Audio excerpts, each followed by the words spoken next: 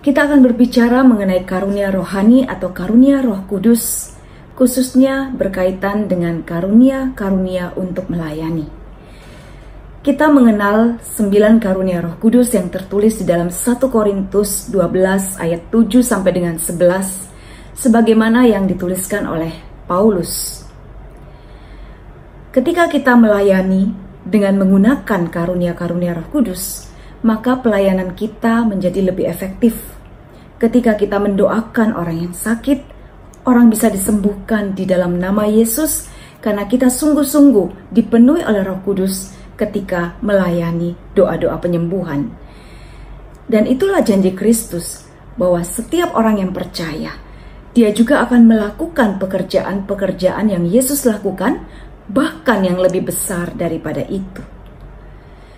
Pekerjaan-pekerjaan yang lebih besar, pekerjaan-pekerjaan yang dimaksud oleh Yesus adalah pekerjaan-pekerjaan termasuk menyembuhkan orang sakit, mukjizat-mukjizat. Pelayanan kita akan menjadi efektif dan sungguh-sungguh menjadi tanda kehadiran Tuhan. Tanda bahwa Yesus sungguh hidup di tengah umatnya adalah ketika kita melayani dan kita menunjukkan bahwa kuasa Yesus masih tetap ada 2000 tahun yang lalu hingga saat ini tetap untuk selamanya. Ketika kita mendoakan orang yang sakit dan orang itu sembuh, maka sangat mudah untuk orang bersyukur, memuliakan Tuhan, dan juga percaya kepada Yesus yang hidup. Demikian pula ketika kita mewartakan dengan menggunakan karunia-karunia Roh Kudus, karunia hikmat, kebijaksanaan, sabda pengetahuan, maka pengajaran kita, pewartaan kita akan sungguh-sungguh menembus atau masuk di dalam hati, tidak hanya sekedar di pikiran sebagai pengetahuan, tetapi sungguh-sungguh bisa menggerakkan hati, mengubah hati orang yang mendengarkan, sehingga mereka pun dapat dibawa pada pengalaman akan cinta Tuhan yang mengubah hidup mereka. Demikian begitu banyak karunia-karunia yang tertulis di dalam Kisah Para Rasul yang dapat kita pelajari bersama untuk mendukung pelayanan pewartaan kita, sehingga pewartaan kita sungguh-sungguh menjadi tanda kehadiran Yesus yang hidup. Kita bisa melihat juga karunia-karunia nubuat, di mana lewat nubuat kita menyampaikan pesan Tuhan kepada orang yang hadir di dalam pertemuan doa, sehingga ketika orang yang hadir itu disentuh oleh sabda Tuhan sendiri lewat nubuat, maka mereka sungguh akan mengalami pemulihan, dikuatkan kembali, disembuhkan, dihibur, diteguhkan, atau bahkan ditegur dan mengalami pertobatan. Ketika nubuat kita otentik, maka kita akan dapat menolong orang lain yang sungguh membutuhkan rahmat Tuhan lewat penyampaian-penyampaian sabda Tuhan, pesan Tuhan melalui karunia nubuat. Demikian pula di dalam karunia-karunia yang lain, kita lihat ada karunia iman yang sungguh menggerakkan terjadinya mukjizat, karunia penyembuhan, dan juga karunia untuk membeda-bedakan roh atau karunia discernment, di mana kita setiap saat juga perlu untuk membedakan apakah dorongan ini berasal dari diri kita, dari Roh Kudus, ataukah dari si jahat. Ketika kita semakin bertumbuh di dalam hidup rohani, maka kita pun perlu semakin peka akan motivasi tindakan-tindakan kita atau keputusan kita. Kita perlu terus-menerus hanya mencari apa yang Tuhan kehendaki dan melakukannya. Karunia-karunia Roh Kudus atau karismata, yaitu karunia untuk melayani, sungguh penting untuk membuat pelayanan kita menjadi tanda kehadiran Tuhan efektif dan berbuah.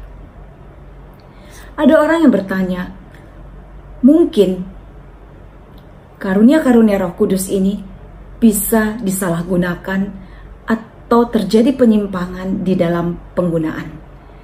Ketika kita melakukan dan tidak lagi mencari kehendak Tuhan, tidak lagi melayani Tuhan melainkan diri sendiri, ketika kita jatuh di dalam kesombongan, ketika doa-doa kita ternyata sungguh-sungguh dikabulkan, ketika pelayanan kita sungguh-sungguh efektif, bisa saja kita lupa bahwa kita hanyalah alat yang dipakai oleh Tuhan, sekedar untuk mengalami kasih Tuhan untuk orang lain. Ketika kita jatuh di dalam kesombongan, segeralah kita kembali bertobat untuk mengembalikan semua kemuliaan hanya kepada Tuhan. Ada juga yang berpikir, lebih baik saya biasa-biasa saja. Lebih baik saya bertumbuh aja di dalam kekudusan pribadi, bertumbuh di dalam takut akan Tuhan, kesalehan pribadi. Saya bertumbuh di dalam kebijaksanaan supaya saya kudus dan bertumbuh di dalam buah-buah roh. Ketika kita menekankan kasih dibandingkan karisma-karisma, bisa saja kita memang bertumbuh di dalam kekudusan. Namun itu tidak cukup, karena panggilan seorang yang sudah dibaptis bukanlah untuk selamat sendiri, tetapi juga untuk mewartakan kasih Tuhan, mewartakan iman yang hidup, bahwa sungguh kita mengalami kasih Tuhan dan diselamatkan. Oleh sebab itu kita tetap perlu menjadi saksi lewat pelayanan-pelayanan yang efektif dan berbuah. Disitulah peranan karunia-karunia Roh Kudus, dalam hal ini karismata, untuk sungguh-sungguh menghadirkan kuasa Tuhan di tengah-tengah umatnya. Dan inilah sebenarnya kehendak Tuhan bagi gereja, yaitu bahwa kita menjadi gereja yang sungguh menghadirkan kuasa Tuhan yang supranatural adikodrati, karena sungguh umat membutuhkan, melihat, sungguh haus untuk mengalami kembali kuasa Tuhan dinyatakan di dalam pelayanan gereja. Dan itulah panggilan kita semua orang-orang yang sudah dibaptis. Sesungguhnya dunia sangat menantikan gereja yang melayani sebagaimana dilakukan oleh Yesus sendiri, dengan kekuatan adikodrati di dalam kasih dan ada sukacita serta kerendahan hati. Inilah panggilan kita semua orang yang sudah dibaptis untuk melayani Tuhan di dalam kasih, kerendahan hati, dan menghadirkan kuasa Yesus yang supranatural dan adikodrati. Kita tahu begitu banyak orang yang membutuhkan jamahan kasih Tuhan. Begitu banyak orang yang terluka hatinya, yang sakit fisiknya, yang hanya dapat mengandalkan kuasa Tuhan. Ketika obat-obatan atau medis tidak lagi dapat membantu. Ketika orang tidak dapat akses pada penyembuhan pada pelayanan kesehatan. Ketika orang tidak tahu bagaimana harus menghadapi kesulitan-kesulitan dan persoalan hidupnya. Pada saat itulah kita sungguh perlu untuk membawakan kasih Tuhan ini kepada orang-orang yang membutuhkan. Kejarlah kasih dan usahakanlah diri kita untuk memperoleh karunia-karunia. Lewat karunia Roh Kudus kita bisa melayani orang, dan dengan cara itulah kita juga mengalirkan kasih Tuhan sendiri, yaitu ketika kita datang kepada orang-orang yang membutuhkan, ketika kita datang dengan sukacita, dengan penuh iman untuk membawakan kasih Tuhan, ketika kita berdoa dengan penuh iman supaya orang disembuhkan, supaya persoalan-persoalan diangkat, supaya orang mengalami kelegaan, supaya orang sungguh mengalami kasih Tuhan yang dekat di dalam hati mereka. Disitulah kita sedang mewartakan kasih Tuhan. Seringkali kita berpikir, kenapa sih mereka nggak berdoa sendiri aja? Kan setiap orang bisa berdoa. Bapak, Ibu, saudara-saudari yang dikasihi Tuhan, ketika kita dalam masalah, seringkali kita begitu sulit untuk menengadahkan tangan kita. Seakan-akan dunia begitu gelap. Kita tidak punya pengharapan. Kita tidak bisa melihat secercah cahaya. Namun kehadiran orang yang mengasihi, mereka yang mau berbagi kasih Tuhan, yang mau menunjukkan bahwa Yesus sungguh hidup, ada khususnya bagi mereka yang paling hina, paling terluka, paling tertolak, paling tidak berdaya. Disitulah kita mampu menolong orang-orang yang tidak bisa melihat cahaya itu. Kita adalah terang bagi orang-orang yang membutuhkan kasih Tuhan. Oleh sebab itu dikatakan oleh Rasul Paulus, kejarlah kasih dan usahakanlah dirimu untuk memperoleh karunia-karunia Roh Kudus. Karena dengan karunia-karunia Roh Kudus, kita diperlengkapi untuk menolong orang yang membutuhkan secara efektif, penuh kuasa, sehingga orang bisa melihat bahwa Yesus sungguh hidup. Ketika kita mendoakan dan orang itu mengalami kasih Tuhan, disitulah kita mudah untuk mewartakan kasih Tuhan kepada orang-orang di sekitar kita. Santo Irenaeus mengatakan, mereka yang benar-benar murid menerima anugerah dari Tuhan sendiri. Mereka melakukan keajaiban di dalam namanya demi kebaikan dan kesejahteraan orang lain sesuai dengan karunia yang kita terima. Setiap orang yang mengerti hal ini dan mau membuka hati, mempersilahkan Roh Kudus bekerja secara bebas di dalam dirinya, dan belajar mengerti pentingnya karunia-karunia Roh Kudus ini, akan diberikan karunia-karunia sesuai kehendak Tuhan. Tuhan akan membagi-bagikan secara murah hati kepada siapa saja yang merindukan. Ada begitu banyak karunia-karunia Roh Kudus yang bisa kita baca di dalam kitab suci, di dalam Roma, di dalam Efesus, di dalam Kisah Para Rasul. Karunia nubuat, sabda pengetahuan, sabda kebijaksanaan, di mana kita mengerti apa yang harus kita doakan untuk orang ini.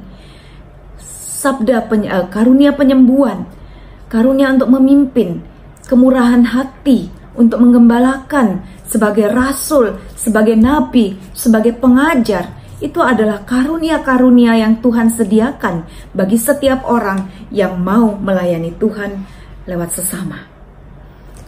Inilah panggilan setiap kita, bukan hanya untuk mengalami sendiri keselamatan, tetapi untuk juga membagikan keselamatan dan kasih itu kepada orang lain. Kita diberi rahmat khusus untuk itu. Paus ke-6 juga mengatakan, karunia-karunia itu diberikan kepada kita. Kita bisa merindukannya, kita bisa menginginkannya, tetapi hanya Tuhan yang bisa menganugerahkan kepada siapa Dia kehendaki.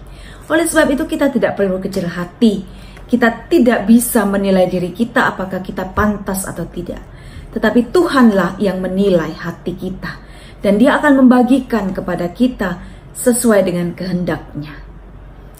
Kita hanya bisa menyiapkan diri kita, merindukan, memperbaiki hidup kita, hidup di dalam pertobatan terus-menerus. Saya katakan terus-menerus karena kita selalu jatuh dan kita masih punya banyak kelemahan yang terus perlu kita perbaiki. Oleh sebab itu kita perlu datang dengan hati yang hancur di hadapan Tuhan, supaya Tuhan berkenan untuk membungkukkan dirinya dan menganugerahkan banyak rahmat kepada hati yang sungguh merendah di hadapannya. Dan dengan demikian kita bisa berharap bahwa Tuhan mencurahkan karisma-karisma untuk pelayanan kepada kita yang siap untuk itu. Hal ini sungguh dibutuhkan supaya gereja bisa menjadi oase yang menjadi sumber sukacita bagi semua orang yang membutuhkan. Gereja menjadi tempat yang indah, di mana karunia-karunia bertumbuh subur. Dan ini bisa menimbulkan rasa hormat, rasa kagum, dan keheranan dari seluruh orang yang menyaksikan untuk memuliakan Tuhan. Dunia zaman ini membutuhkan bukti, membutuhkan saksi. Oleh sebab itu, kita perlu bersaksi bagaimana Tuhan sudah bekerja sendiri di dalam diri kita, menyelamatkan, memulihkan, mengasihi kita. Inilah panggilan kita setiap orang yang sudah mengalami kasih Tuhan. Rasanya hal yang mustahil untuk membayangkan Yesus dan pelayanannya selama di dunia ini tanpa segala karunia-karunia yang adikodrati. Tanpa karunia penyembuhan, tanpa karunia untuk pembebasan dari roh jahat, mukjizat, kebijaksanaan yang adikodrati, nubuat, sabda kebijaksanaan, sabda pengetahuan, dan hikmat yang luar biasa. Tanpa itu semua, kitab suci kita akan menjadi sangat tipis dan sangat kering. Kalau kita mengeluarkan segala karunia-karunia adikodrati ini dari Alkitab kita, maka Alkitab kita akan menjadi tipis sekali. Oleh sebab itu, ketika kita mau mengeluarkan segala yang supranatural, yang adikodrati itu dari kehidupan Kristiani kita, kita tahu bahwa kehidupan Kristiani kita akan menjadi sangat kering. Bukan itu yang Tuhan kehendaki. Tuhan telah menyatakan pelayanannya di dunia.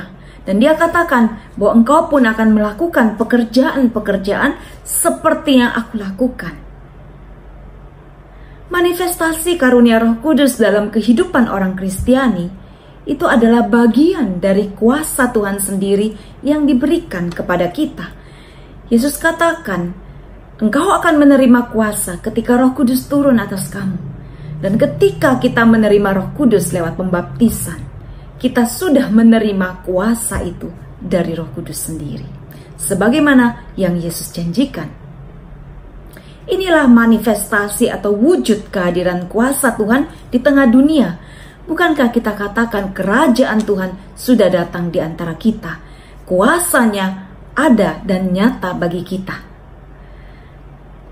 Jadi segala karunia adikodrati, pelayanan mukjizat, penyembuhan, sabda pengetahuan, hikmat yang dari Tuhan itu tidak terpisahkan dari misi Yesus dan pemenuhan nubuat di zaman mesianis ini. Jadi saat ini adalah zaman di mana Tuhan mencurahkan begitu banyak rahmat bagi begitu banyak jiwa. Ketika kita melihat dunia kita semakin bertumbuh di dalam berbagai macam kejahatan yang mungkin sebelumnya nggak pernah kita bayangkan.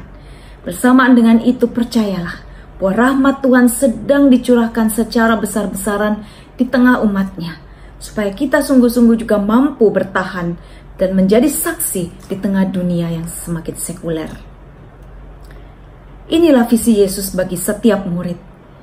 Karunia adikodrati diperuntukkan bagi kita semua. Sangat jelas bahwa Yesus menginginkan setiap muridnya yang percaya kepada Dia mewarisi karunia-karunia adikodrati melalui pencurahan Roh Kudus. Di dalam Yohanes 14 ayat 12 itu dikatakan bahwa engkau juga akan melakukan pekerjaan-pekerjaan yang aku lakukan. Membangkitkan orang mati, menyembuhkan orang sakit, memulihkan hati yang terluka. Itu adalah bagian dari kuasa Tuhan yang juga diberikan kepada kita.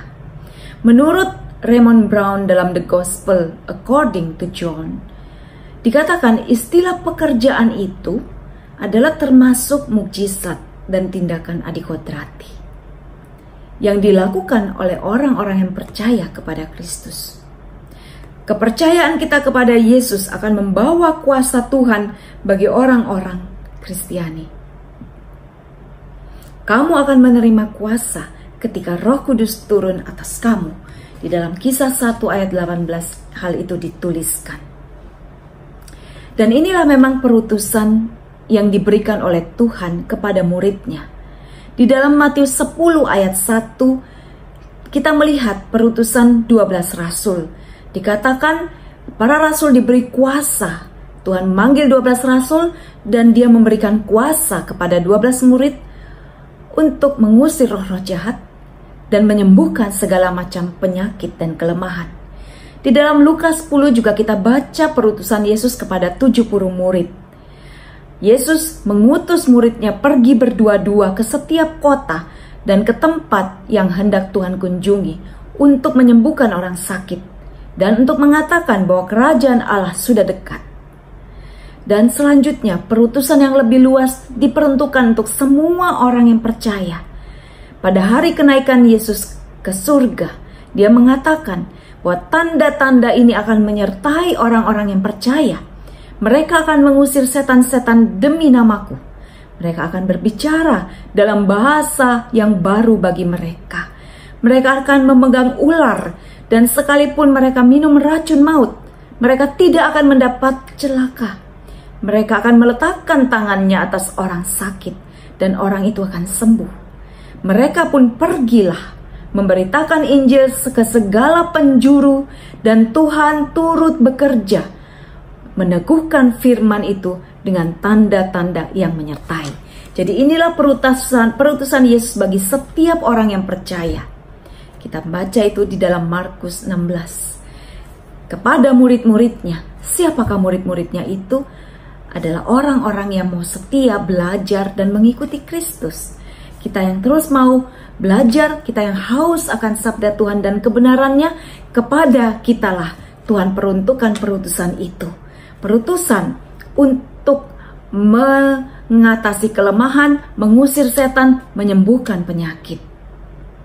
Dan percayalah, kuasa Tuhan menyertai kita sampai akhir zaman. Kalau rasanya hal yang mustahil untuk membayangkan Yesus dan pelayanannya selama di dunia ini tanpa segala karunia-karunia yang adikodrati, tanpa karunia penyembuhan, tanpa karunia untuk pembebasan dari roh jahat, mukjizat, kebijaksanaan yang adikodrati, nubuat, sabda kebijaksanaan, sabda pengetahuan, dan hikmat yang luar biasa. Tanpa itu semua, kitab suci kita akan menjadi sangat tipis dan sangat kering.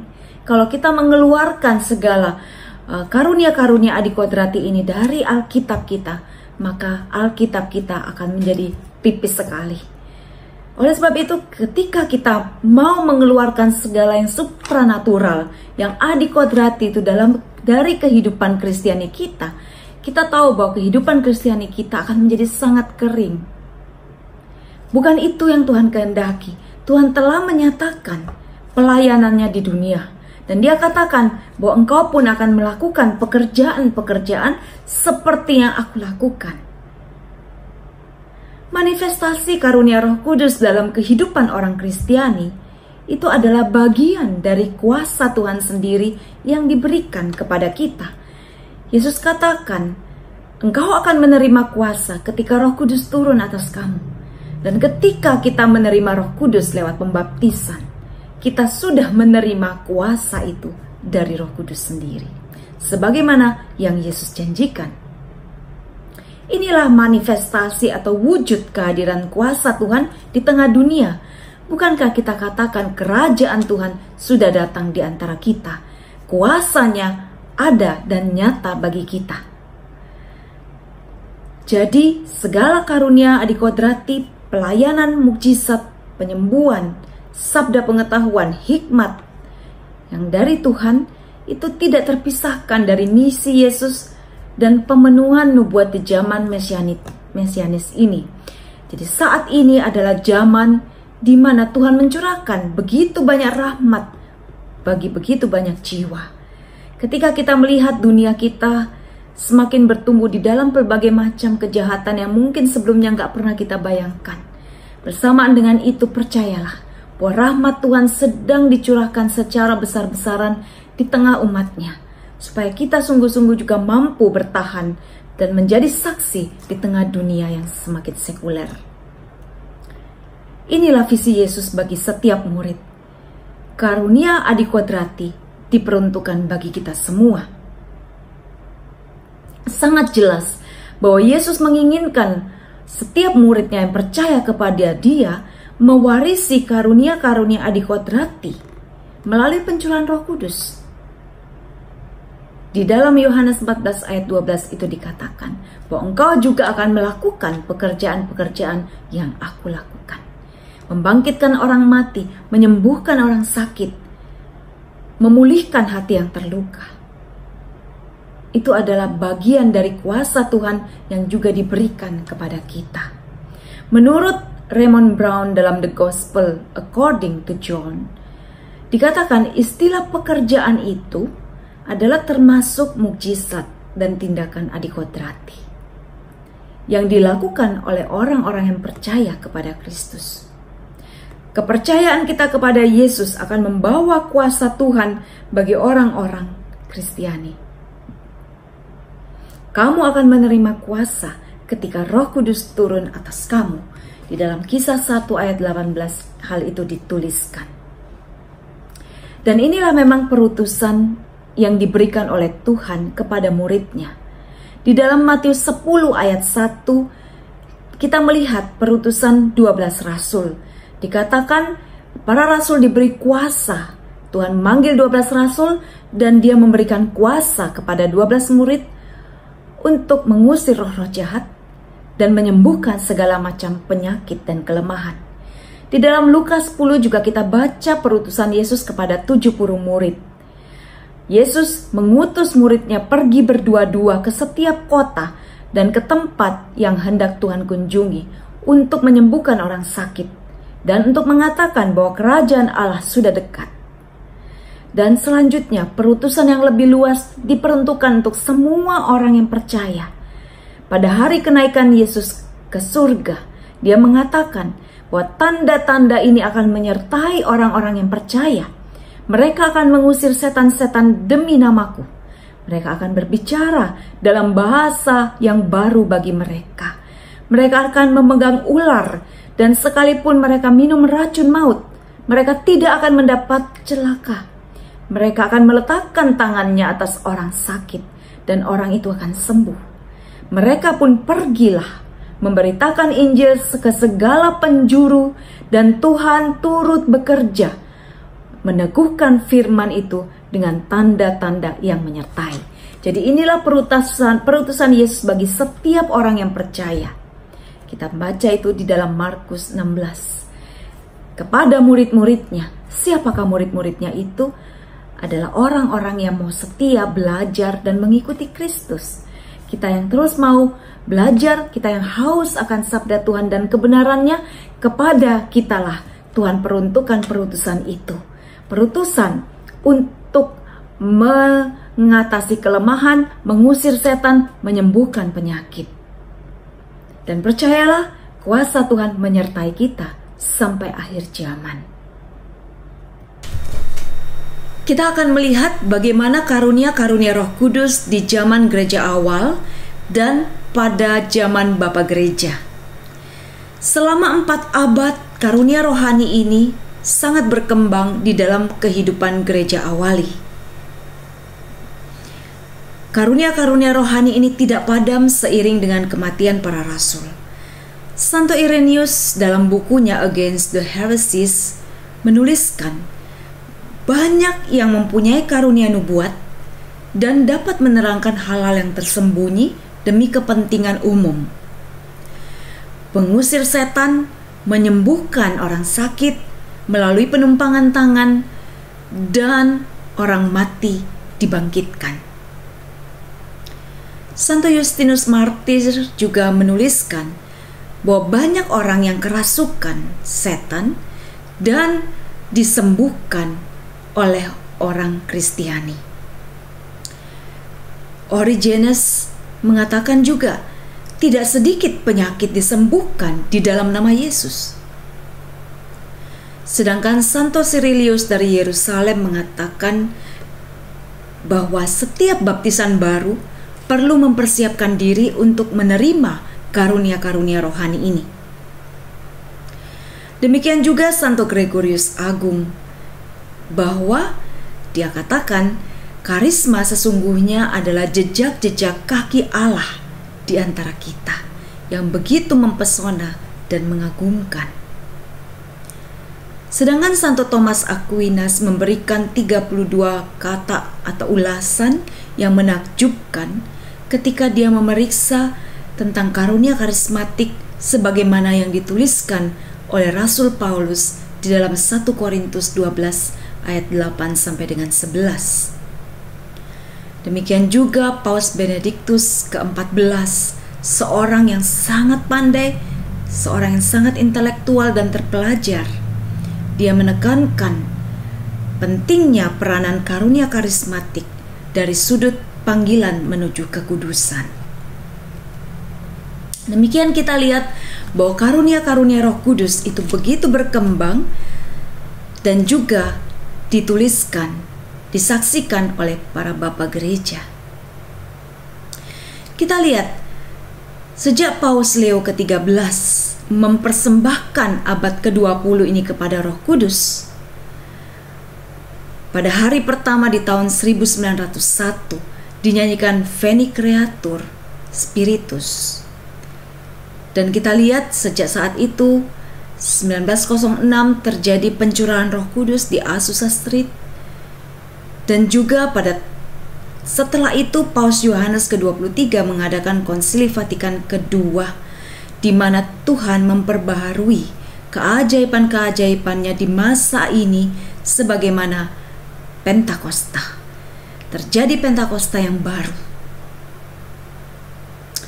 Kardinal Ratzinger sendiri mengatakan bahwa iman sebatas intelektual, pengertian akan kebenaran, iman dogmatik yang tidak didukung oleh pengalaman pribadi akan Allah akan menjadi kosong, ya.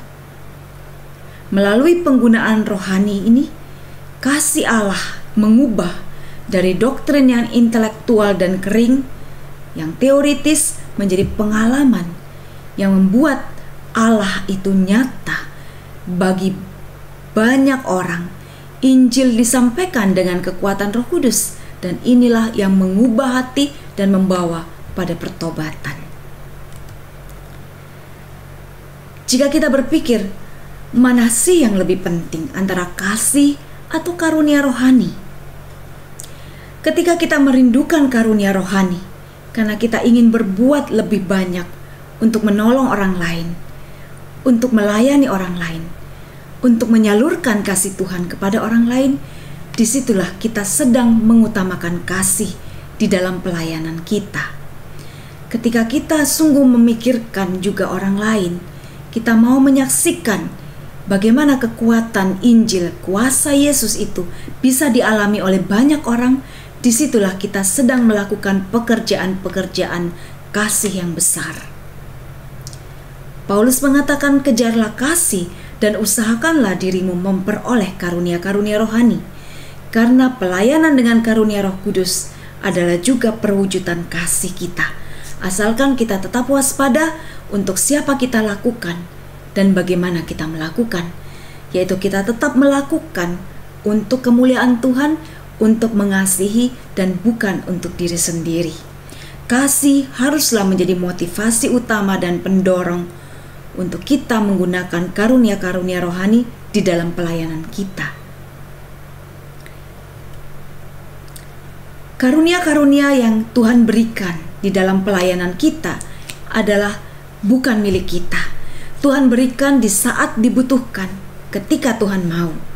Seperti suatu urapan, di mana ketika kita dihadapkan pada situasi tertentu, kita harus memberi jawab kepada orang yang meminta pertanggungjawaban iman kita, maka Tuhan akan memberikan hikmat yang tepat untuk kita menyampaikan perkataan yang tepat di saat yang tepat.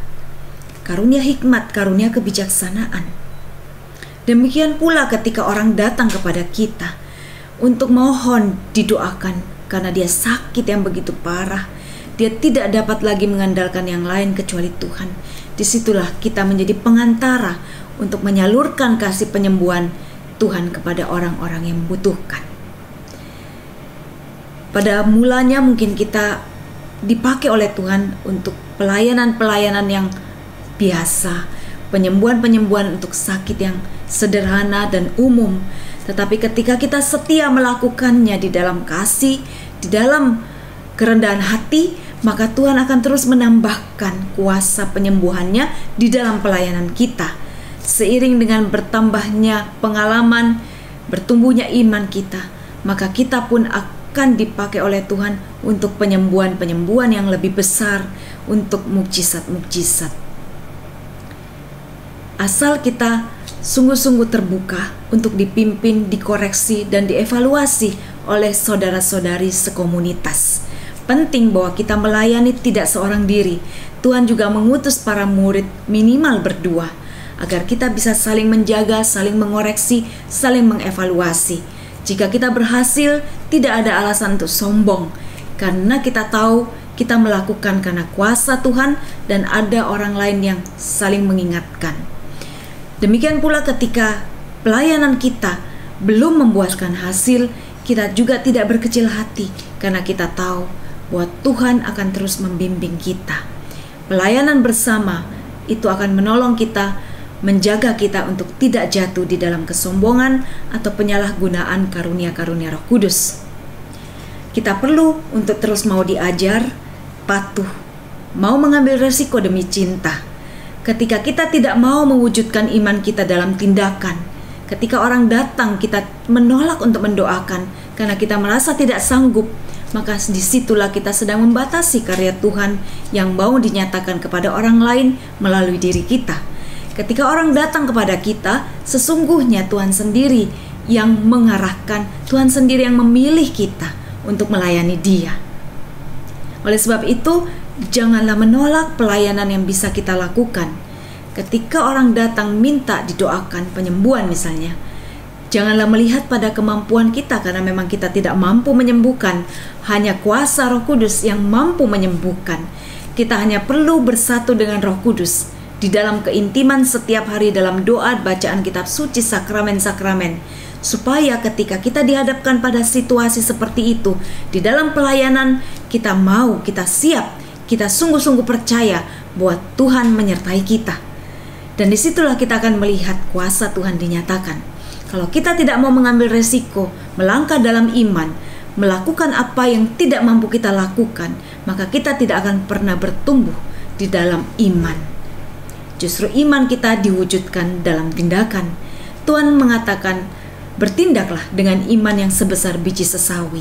Kita tidak perlu menunggu iman kita terasa sebesar gunung. Karena iman bukan soal perasaan. Iman adalah tindakan. Dengan bersandar pada sabda Tuhan sendiri, bahwa apabila kita minta, kita akan diberi. Ketika kita mengetuk, pintu akan dibukakan. Ketika kita mencari, kita menemukan. Ketika kita minta untuk kesembuhan orang, maka di situ kita akan lihat bahwa Allah setia, Dia menepati janjinya.